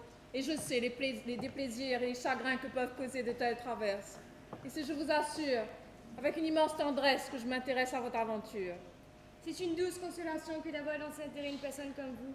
Et je vous conjure, madame, de me garder toujours cette généreuse amitié, si capable de m'adoucir les cruautés de la fortune. Vous êtes par ma foi de malheureux gens l'un et l'autre, de ne m'avoir point, avant tout ceci, averti de votre affaire. Je vous aurais sans doute détourné cette inquiétude, et n'aurais point amené les choses là où on voit qu'elles sont. Ah, que veux-tu? C'est ma mauvaise destinée qui l'a voulu ainsi. Mais belle Marianne, quelles résolutions sont les vôtres? Hélas, suis-je en pouvoir de faire des résolutions? Et dans la dépendance où je me vois, puis-je former que des souhaits? Point d'autre appui dans votre cœur que de simples souhaits? Point d'affection agissante? Et que saurais-je vous dire? Mettez-vous à ma place et voyez ce que je puis faire. Avisez, ordonnez vous-même. Je m'en remets à vous. Et je vous crois trop raisonnable pour vouloir exiger de moi que ce qui m'est permis par l'honneur et la bienséance. Oh, hélas, vous me réduisez-vous que de me renvoyer à ce que voudront me permettre les fâcheux sentiments d'un rigoureux honneur et d'une scrupuleuse bienséance. Mais que voulez-vous que je fasse? Quand je pourrai passer ce cancer d'égards où notre sexe est obligé, j'ai de la considération pour ma mère. Elle m'a toujours élevée avec une tendresse extrême, et je ne saurais me résoudre à lui donner du déplaisir. Faites, agissez auprès d'elle, employez tous vos soins à gagner son esprit. Frosine, ma pauvre Frosine, voudrais-tu nous servir? Ah, ma foi, faut-il le demander? Je le voudrais de tout mon cœur. Vous savez que de mon naturel, je suis assez humaine, et je n'ai que trop de tendresse à rendre de petits services quand je vois des gens qui s'entraiment en tout bien et en tout honneur. Que pourrions-nous faire à ceci? Oh, songe un peu, je te prie. Ouvre-nous des lumières. Trouve quelque invention pour défaire ce que tu as fait. Ceci est assez difficile. Pour votre mère, elle n'est pas tout à fait déraisonnable. Peut-être pourrait-on la résoudre à transporter au fils le don qu'elle veut faire au père. Mais le mal que j'y vois, c'est que votre père est votre père. Cela s'entend. Je veux dire qu'il conservera du dépit si l'on montre qu'on le refuse. Que ne sera point d'humeur ensuite de donner son consentement à votre mariage. Il faudrait pour bien faire que le refus vînt de lui-même. Tâchez par quelque moyen de le dégoûter de votre personne. Tu as raison. Oui, j'ai raison, c'est là ce qu'il faudrait. Mais le diantre d'en pouvoir trouver les moyens. Attendez. Si nous avions quelque femme, un peu sur l'âge, qui fût de mon talent, et joua assez bien pour contrefaire une dame de qualité, j'aurais assez d'adresse pour faire accroire à votre père que ce serait une personne riche, outre ses maisons, de 100 000 écus en argent comptant, qu'elle serait perdument amoureuse de lui, et se traite de se voir sa femme jusqu'à lui donner tout son bien par contrat de mariage.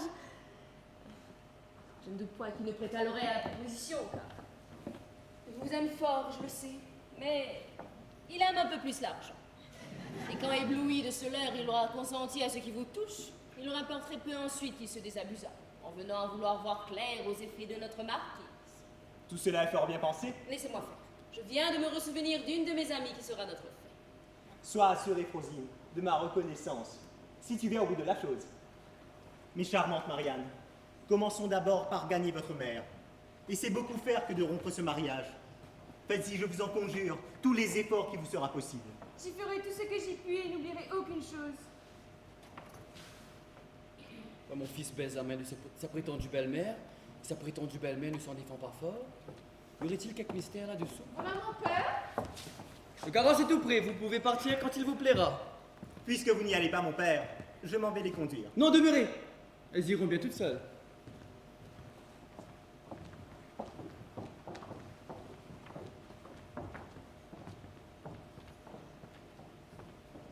Et j'ai besoin de vous.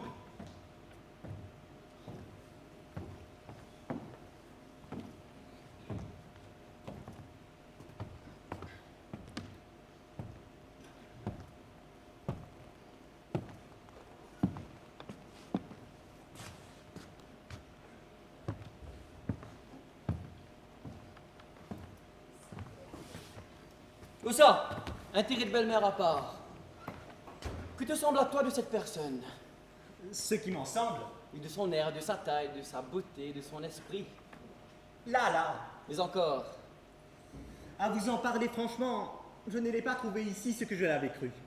Son air est de franche coquette, sa taille assez gauche, sa beauté très médiocre, et son esprit des plus communs. N'allez pas croire, mon père, que ce soit pour vous en dégoûter, car belle-mère pour belle-mère, j'aime autant celle-là qu'une autre. Tu lui disais tantôt pour toi. Je lui ai dit quelque douceur en votre nom, mais c'était pour vous plaire. Si bien donc que tu n'aurais pas d'inclination pour elle. Moi? Quoi du tout? J'en suis fâché, car ce larron une pensée qui m'était venue dans l'esprit. J'ai fait en voyant ici réflexion sur mon âge, et j'ai songé qu'on pouvait trouver un redire à me voir marier à une si jeune personne.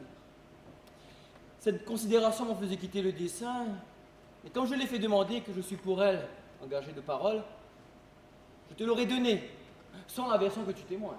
À moi? À toi. En mariage? En mariage.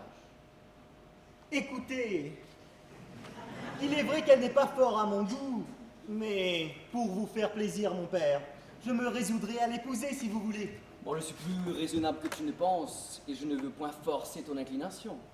Pardonnez-moi, je me ferai cet effort pour l'amour de vous. Non, non, non, un mariage ne saurait être heureux où l'inclination n'est pas.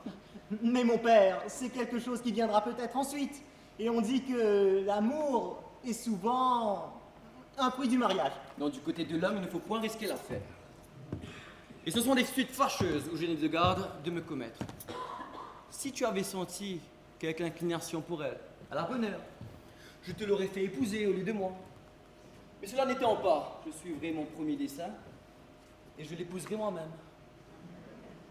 Eh bien, mon père, puisque les choses sont ainsi, il faut vous découvrir mon cœur. Il faut vous révéler notre secret. La vérité est que je l'aime.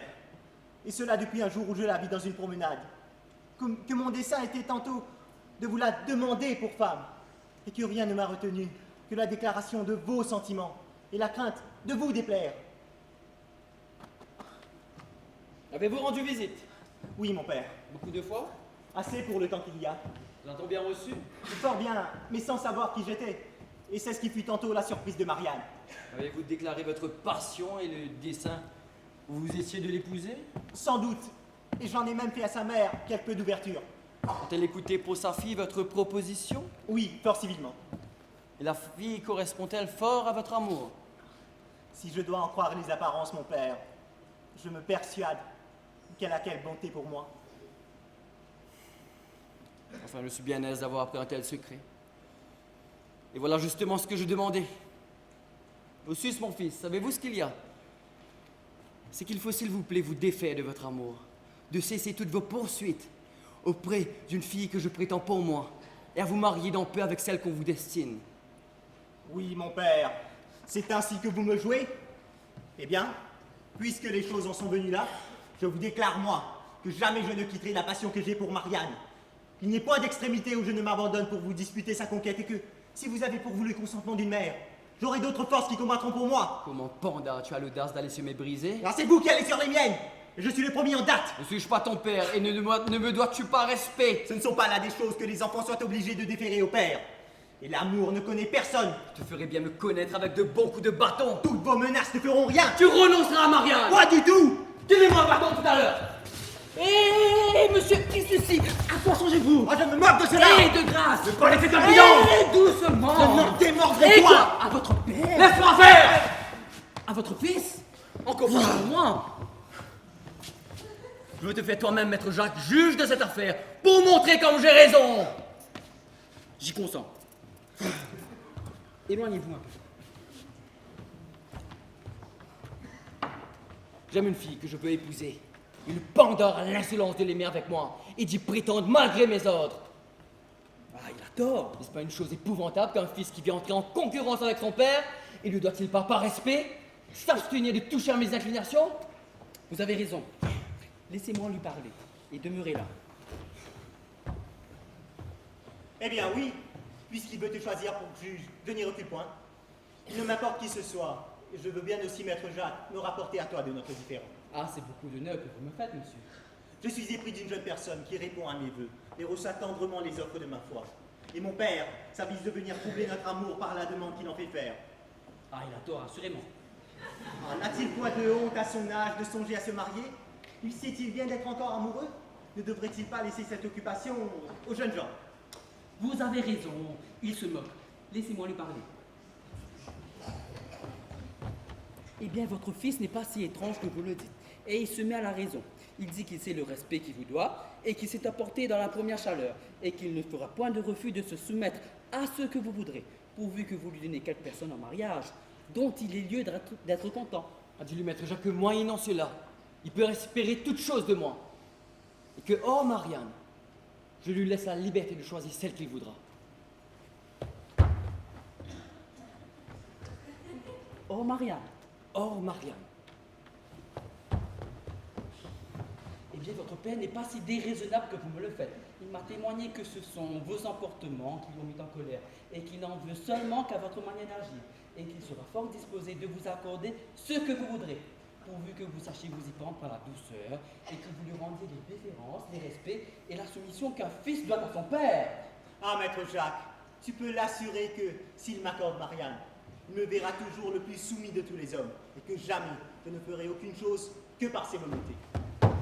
Cela est fait, il est content de ce que vous dites. Voilà qui va le mieux du monde. Tout est conclu, il est content de vos promesses. Le ciel en soit loué. Messieurs, vous n'avez qu'à parler ensemble maintenant et dire que vous alliez vous quereller faute de vous entendre. Mon pauvre maître Jacques, je te serai obligé toute ma vie. Ah, il n'a vraiment pas de quoi, monsieur. Tu m'as fait plaisir, maître Jacques, et cela mérite une récompense.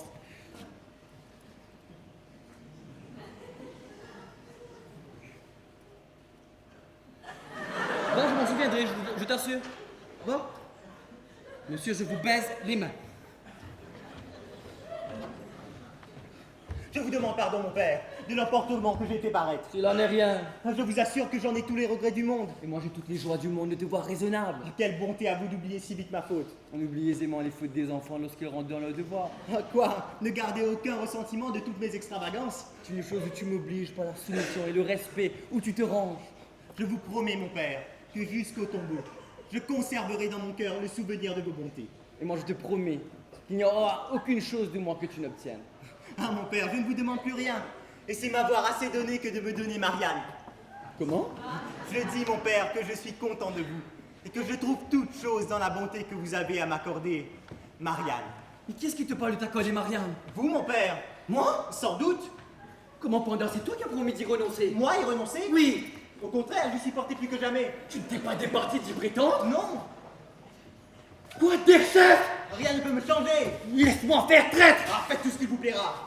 Je te promets de me jamais voir! À la bonne Je heure. t'abandonne! Abandonnez. Je te renonce pour mon fils! Soit. Je te déshérite! Tout ce que vous voudrez.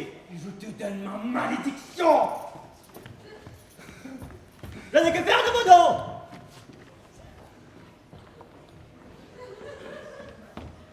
Ah, que je vous trouve à propos. Suivez-moi, Ah, qu'y a-t-il? suivez-moi, vous dis-je, nous sommes bien. Quoi? Voici votre affaire. Ah. Qu'est-ce que c'est? Le trésor de votre père, que j'ai attrapé. Comment as-tu fait? Oui, voilà qui revient. Voilà. Vous saurez tout, sauvons-nous. Voilà! Voilà! Voilà! Voilà! Oh voilà! À l'assassin! Au meurtrier! Justice, juste ciel! Je suis perdu! Je suis assassiné! On m'a coupé la gorge! On m'a dérobé mon argent! Qui peut être? Qu'est-il devenu? Où est-il? Où se cache-t-il? Que ferai-je pour le trouver? Ou courir? Ou ne pas courir? Mais c'est quoi là? C'est quoi ici? Qui est-ce? Arrête! Rends-moi mon argent! Coquin! Ah, c'est moi!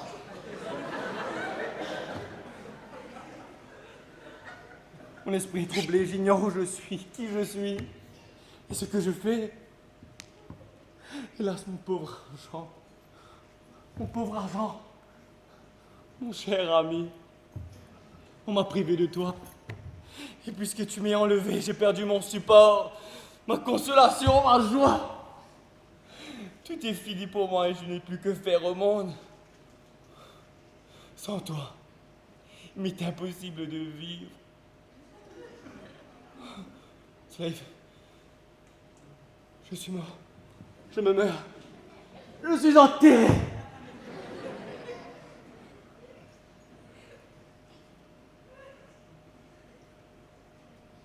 Y a-t-il personne qui va me ressusciter en me rendant mon cher argent? Ou en m'apprenant qu'il a pris? Hein? Que dites-vous?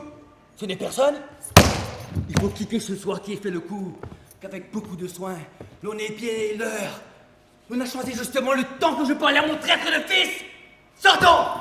Je vais aller tirer à la justice et donner la question à toute ma maison, à servante, à valet, à fils, à fille, et à moi aussi!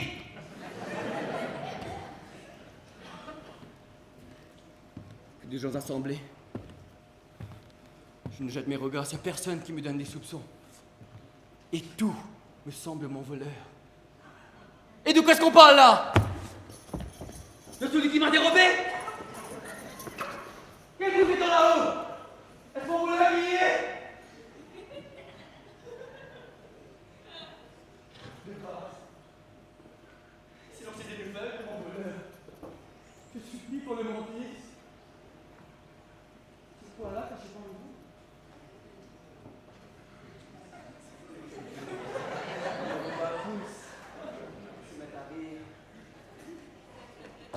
Vous verrez sans doute qu'ils ont peur au vol que l'on m'a fait.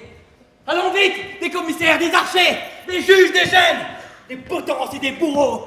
Je veux faire pendre tout le monde. Et si l'on ne me retrouve mon argent, je me pendrai moi-même après.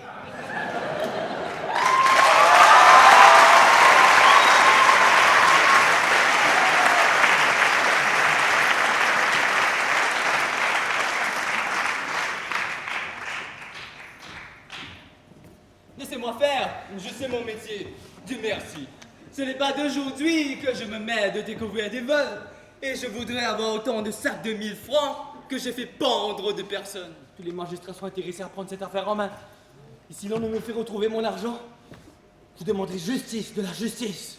Il faut faire toutes les poursuites requises. Vous dites qu'il y avait dans cette cassette 10 000 écus bien comptés. 10 000 écus. 10 000 écus. Le vol est considérable. On ne suis plus assez grand pour l'énormité de ce crime. Et s'il demeure impuni, les choses les plus sacrées ne sont plus en sûreté. En quelle espèce était cette somme? En bon louis d'or et pistoles, bien trébuchantes. Qui soupçonnez-vous de ce vol? Tout le monde! Et je veux que vous arrêtiez prisonnier la ville et les faubourgs. Il faut, si vous m'en croyez, n'effaroucher personne et tâcher doucement d'attraper quelques preuves afin de procéder après pour la rigueur au recouvrement des deniers qui vous ont été pris. Je m'en vais revenir. Qu'on me l'égorge tout à l'heure. Qu'on me le fasse griller les pieds. Qu'on me le mette dans l'eau bouillante. Et qu'on me le pende au plancher. Qui? Celui qui m'a dérobé? Non, je parlais d'un cochon de lait que votre attendant me vient d'envoyer. Et je vais vous l'accommoder à ma fantaisie. Il n'est pas question de cela. Et voilà, monsieur, à qui il faut parler d'autre chose. Ne vous épouvantez point.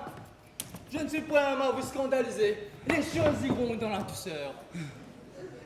Monsieur est-il de votre souper? Il faut ici, mon cher ami, ne rien cacher à votre maître. Ma foi, je vous montrerai tout ce que je sais faire. Et je vous traiterai du mieux que possible. Ce n'est pas là l'affaire. Eh bien, si je ne vous fais pas aussi bonne chère, c'est à cause de monsieur l'intendant qui m'a rogné les ailes avec les ciseaux de son économie. À traître, il s'agit d'autre chose que de souper. Et je veux que tu me dises des nouvelles de l'argent qu'on m'a pris. On vous a pris de l'argent? Oui, coquin. Et je m'en vais te pendre. Mon Dieu! Ne le maltraitez point. Je vois à sa mine qu'il est honnête homme. Et que sans se fait mettre en prison, il vous découvrira tout ce que vous voulez savoir. Oui, mon cher ami, si vous nous confessez la chose, il vous ne sera fait aucun mal. Et vous serez récompensé comme il le faut par votre maître. On lui a pris aujourd'hui son argent, et il n'est pas que vous nous sachiez quelque chose de cette affaire. Voici justement ce qu'il me faut pour me venger de notre intendant. Depuis qu'il est venu, il est le favori. Et on n'écoute que ses conseils. Et j'ai aussi sur le cœur les coups de bâton de tantôt. Qu'as-tu à ruminer? Laissez-le faire.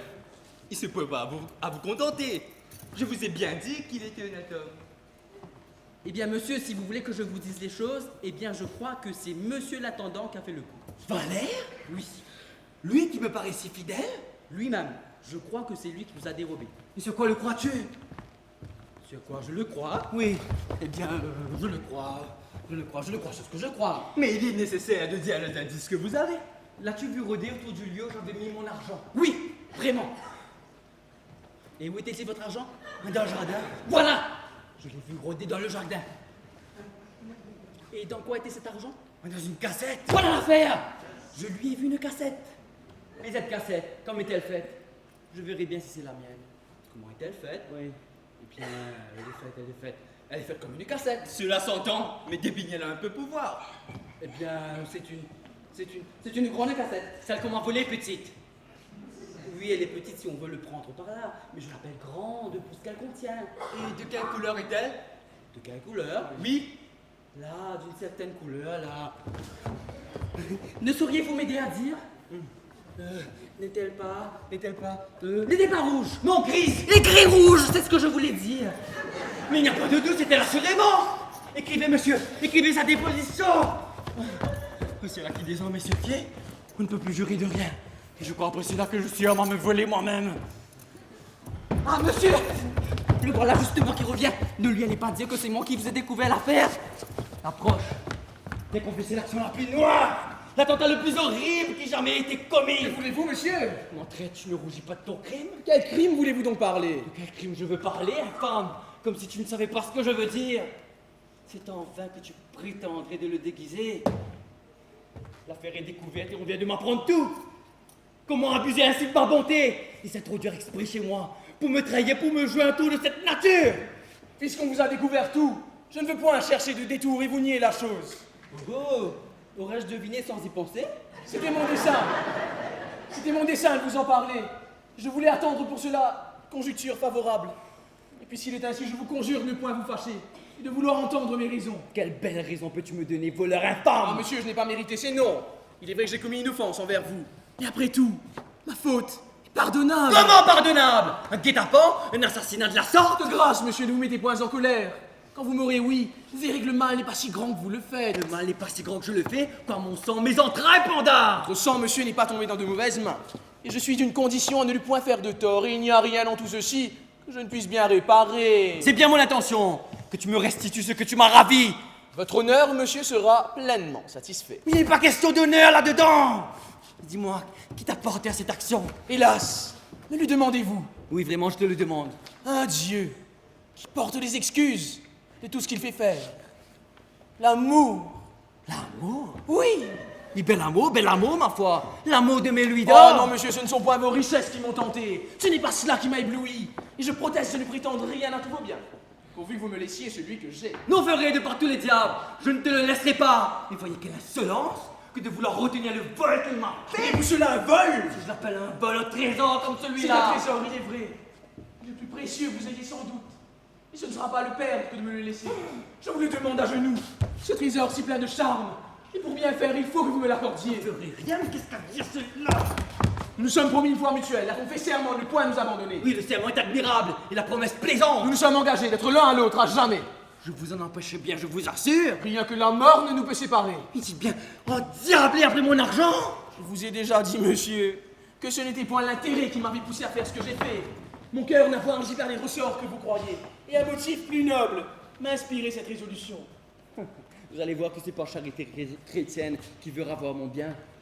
Mais je donnerai bon ordre, et la justice pendant effrontée me fera raison de tout. J'en userai comme vous voudrez. Et me voilà prêt à souffrir toutes les violences qu'il vous plaira. Je vous prie de croire au moins que s'il y a du mal, ce n'est que moi qu'il en faut accuser. Et que votre fille, en tout ceci, n'est aucunement coupable. Oui, je le crois vraiment. Il serait fort étrange que ma fille eût trempé dans ce crime. Mais je veux avoir mon bien et que tu me confesses en quel but tu me l'as enlevé. Moi, je n'ai pas enlevé, elle est encore chez vous. Oh, ma chère cassette. Elle n'est pas sortie de ma maison. Non, monsieur. Mais dis-moi un peu, tu n'y as point touché? Moi est touché, à vous lui faites tort aussi bien qu'à moi. Et c'est d'une ardeur toute pure et respectueuse que j'ai brûlé pour elle. Brûlé pour ma cassette? J'aimerais mieux mourir que de lui avoir fait paraître aucune pensée offensante. Elle est trop sage et trop honnête pour cela. Ma cassette trop honnête? Tous mes désirs se sont bornés à jouir de sa vue, et rien de criminel n'a profané la passion que ses beaux yeux m'ont inspiré. Les beaux yeux de ma cassette? Il parle d'elle comme un amant d'une maîtresse? Dame Claude, monsieur, c'est la vérité de cette aventure, et elle vous peut rendre témoignage. Quoi, ma servante est complice de l'affaire? Oui, elle a été témoin de notre engagement, et c'est après avoir connu l'honnêteté de ma flamme qu'elle a bien voulu m'aider à persuader votre fille de me donner sa foi, et de recevoir la mienne. C'est la peur de la justice qui le fait extravaguer? Que ne brouilles-tu ici de ma fille? Je dis que j'ai eu toutes les peines du monde à faire consentir sa pudeur à ce que voulait mon amour. Mais la pudeur de qui? Votre fille. Et c'est depuis hier seulement qu'elle a bien voulu se résoudre à nous signer mutuellement une promesse de mariage. Ma fille t'a signé une promesse de mariage? Oui, comme de ma part, je lui en ai signé une. C'est l'autre disgrâce. Écrivez, monsieur, écrivez! Rendrai-je-moi de mal, je crois de désespoir. Monsieur, faites le dû de votre charge et dressez-lui-moi son procès comme larron et comme suborneur. Comme larron et suborneur. Ce sont des noms qui ne me sont point dus. Et lorsqu'on saura qui je suis. Fils scélérat, rien digne d'un père comme moi. Si tu pratiques les leçons que je t'ai données, tu te laisses prendre d'amour pour un voleur infâme. Et tu lui engages ta foi sans mon consentement. Mais vous serez trompés l'un et l'autre. 4 bonnes murailles me répondront de ta conduite. Et une bonne potence, pendant effrontée, me fera raison de ton audace. Ce ne sera point votre passion qui jugera l'affaire. Et on m'écoutera avant que de me condamner. Je me suis abusé de dire une potence. Tu seras roué tout vif. Mon père, prenez des sentiments un peu plus humains, je vous prie. Et n'allez point pousser les choses dans les dernières violences du pouvoir peut-être mieux voir celui dont vous vous offensez. Il est tout autre que vos yeux ne peuvent le voir. Et peut-être trouverez-vous moins étonnant que je me sois donné à lui lorsque vous saurez que sans lui, vous n'en auriez plus il y a longtemps. Oui, mon père, c'est celui qui me sauva de ce grand péril que vous savez que je courus dans l'eau, et à qui vous devez la vie de cette même fille. Tout cela n'est rien. Il valait mieux pour moi qu'il te laissât noyer que de faire ce qu'il a fait. Mon père, je vous conjure à l'amour. Non, je ne veux rien entendre. Et la justice doit faire son devoir. Tu me paieras mes coups de bâton. Voici un étrange en bas. Seigneur Harpagon! Qu'est-ce? Je vous vois tout ému. Seigneur Anselme, vous me voyez le plus infortuné de tous les hommes. Et voilà bien du trouble et du désordre au contrat que vous venez faire. On m'assassine dans l'honneur, on m'assassine dans le bien. Et voilà un traître, un scélérat qui a violé les droits les plus saints, qui s'est coulé chez moi sous le titre de domestique pour me dérober mon argent et pour me suborner ma fille. Qui songe à votre argent dont vous me faites un galimatia? Oui, ils se sont donné l'un à l'autre un contrat de mariage.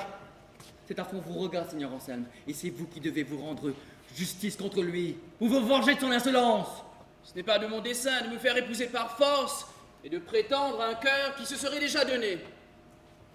Mais pour vos intérêts, je suis prêt à les embrasser tous, ainsi que les miens propres. Voilà monsieur qui est un honnête commissaire, qui n'oubliera rien à ce qu'il m'a dit de la fonction de son office. Chargez-le comme il le faut et rendez les choses bien criminelles. Je ne vois pas quel crime on peut me faire de la passion que j'ai pour votre fille.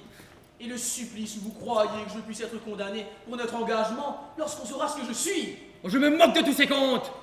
Et le monde aujourd'hui est plein que de ces larrons de noblesse, que de ces imposteurs qui tirent avantage de leur obscurité et s'habillent insolemment du premier nom illustre qu'ils s'avisent de prendre. Sachez que j'ai le cœur trop bon pour me parer de quelque chose qui ne soit point à moi, et que tout Naples peut rendre témoignage de ma naissance. Ah, tout beau. Prenez garde à ce que vous allez dire. Vous risquez ici plus que vous ne le pensez. Vous parlez devant un homme à qui tout Naples est connu, et qui peut aisément voir clair dans l'histoire que vous ferez. Je ne suis point un homme à rien craindre, et si Naples vous est connu, vous devez sûrement connaître Don Thomas d'Almurcie. Sans doute, je le sais, et peu de gens l'ont connu mieux que moi. Je ne me soucie ni de Don Thomas, ni de Don... Ah, taisez-vous donc! Laissez-le parler, nous verrons bien ce qu'il en veut dire. Je veux dire que c'est lui qui m'a donné le jour. Lui? Oui. Allez, vous vous moquez? Cherchez quelque autre histoire qui puisse vous réussir, et n'allez pas vous sauver sous cette imposture. Songez à mieux parler, ce n'est pas une imposture, et il n'y a rien dans tout ceci qui ne me soit aisé de justifier. Quoi, vous osez vous dire fils de Thomas d'Alburcie? Oui, je l'ose. Et je suis prêt de soutenir cette vérité contre qui que ce soit. L'audace est merveilleuse. Apprenez, monsieur, pour vous confondre, qu'il y a 16 ans du moins, l'homme dont vous nous parlez périt sur mer avec ses enfants et sa femme, en voulant dérober leur vie aux cruelles persécutions qui ont accompagné les désordres de Naples et qui en firent exiler plusieurs nobles familles. Apprenez pour vous confondre, vous, que son fils, âgé de 6 ans avec un domestique, fut sauvé de ce naufrage par un vaisseau espagnol, et que ce fils sauvé est celui qui vous parle. Apprenez que le capitaine de ce vaisseau, touché de ma fortune, prit amitié pour moi, qu'il me fit élever comme son propre fils, et que les armes furent mon emploi dès que je m'en trouvais capable, que j'ai su depuis peu que mon père n'était point mort, comme je l'avais toujours cru, et que passant ici pour l'aller chercher, une aventure par le ciel concerté fit voir la charmante Élise. Que cette vue me rendit esclave de ses beautés, et que la violence de mon amour et les sévérités de son père me firent prendre la résolution de m'introduire dans son logis, et d'envoyer quelqu'un d'autre à la quête de mes parents.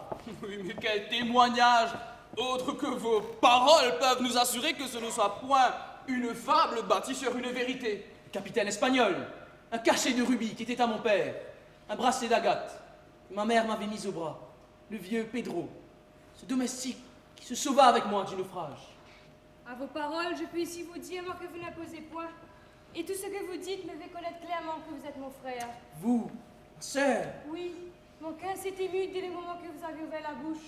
Et notre mère que vous allez ravir m'a 1000 fois entretenu des disgrâces de notre famille. Le ciel ne fit point aussi périr ce triste naufrage, mais il ne nous sauva la vie que par la perte de notre liberté. Et ce furent les corsaires qui nous recueillaient, ma mère et moi, sur un débris de notre vaisseau. Après 10 ans d'esclavage, une heureuse fortune nous rendit notre liberté.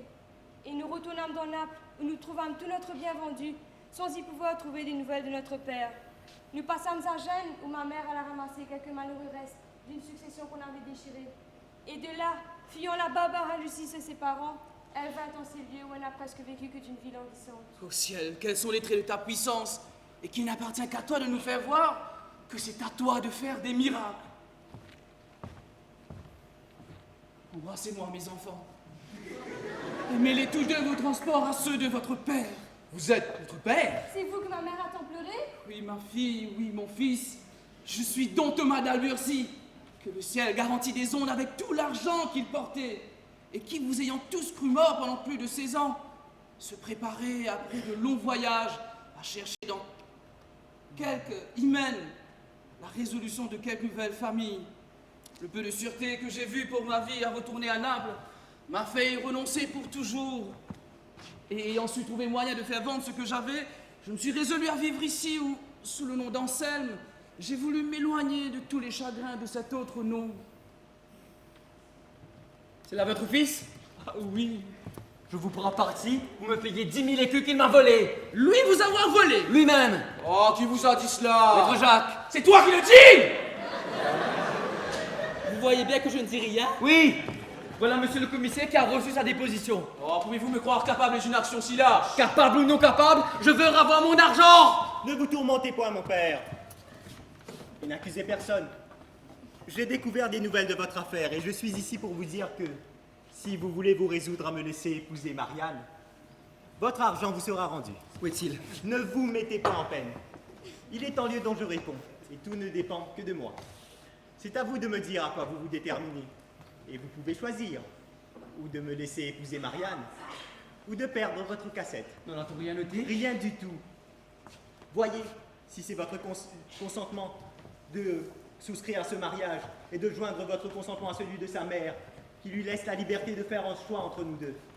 Mais vous ne savez pas que ce n'est pas assez que ce consentement, et que le ciel, avec un frère que vous voyez, vient de me rendre un père dont vous avez à m'obtenir. Ah, le ciel, mes enfants, ne m'a point redonné à vous pour être contraire à vos vœux. Seigneur Harpagon, vous jugerez bien que moi que le choix d'une jeune personne tombera sur le fils plutôt que sur le père. Ne vous faites point dire des choses qu'il n'est pas nécessaire d'entendre et consentez ainsi que moi à ce double hyménée. Je veux pour me donner conseil que je vois ma cassette. Vous l'avez récénée entière.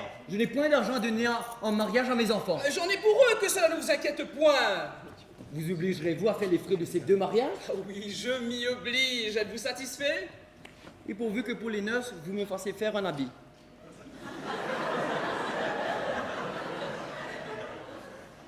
Ah, soit, allons vite jouir de l'allégresse que cet heureux jour nous présente.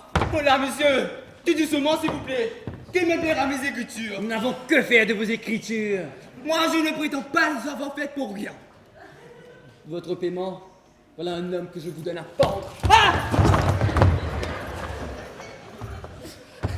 Hélas, comment faut-il donc faire? On veut me donner coup de bâton pour dire vrai, et maintenant on veut me pendre pour mentir. Ah, Seigneur Harpagon, il faut lui pardonner cette imposture. Vous paierez donc le commissaire. Soit, allons vite partager notre joie à votre mère.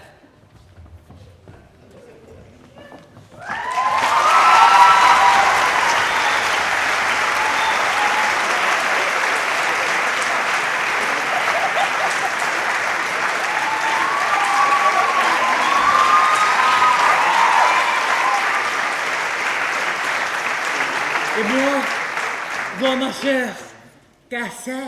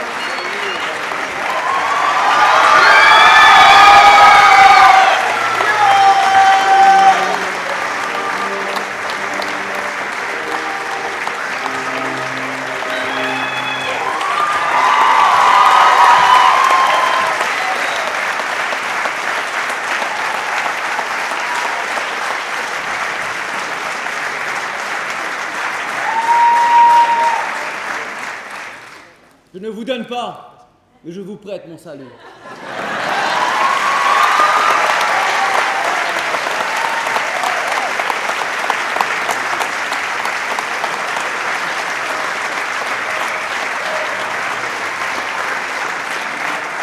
Mise en scène, Corinne Debèze et Kevin Bissonnette.